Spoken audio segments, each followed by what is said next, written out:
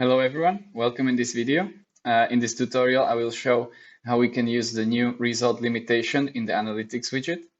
So if we have a table like this one, where we actually show a quantity, a measurement, and when this measurement has been taken, and what location it has been taken on for a battery voltage, for example, we can see that we see all the measurements for one location. So if we want to scroll down, we have to scroll a lot depending on how many measurements are on a location to get to the next location.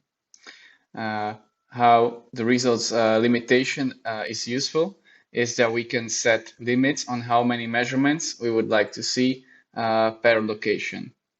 We can do that in the set result limitation.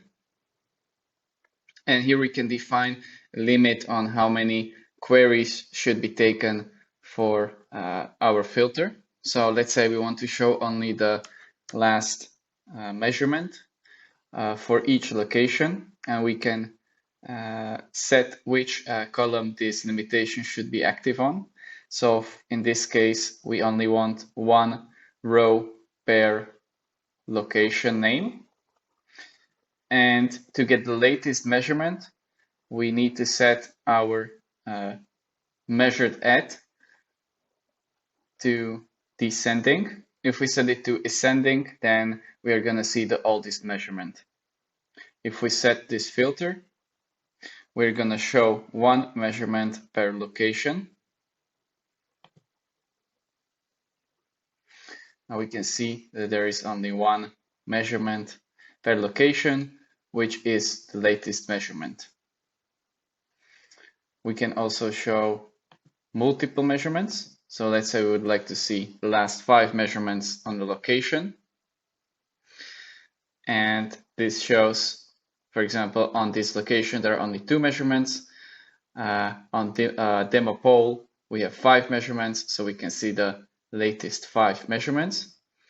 And we can see here that they are measured, that they are printed from the oldest to the newest 5 measurements. But we can also change this ordering manually here, so that these measurements per location are shown from the newest to the oldest. So we can also see on the top the locations that were active recently. And we can apply this filtering not only on names, but we could, for example, apply that on any other column that we are analyzing in our analytics table.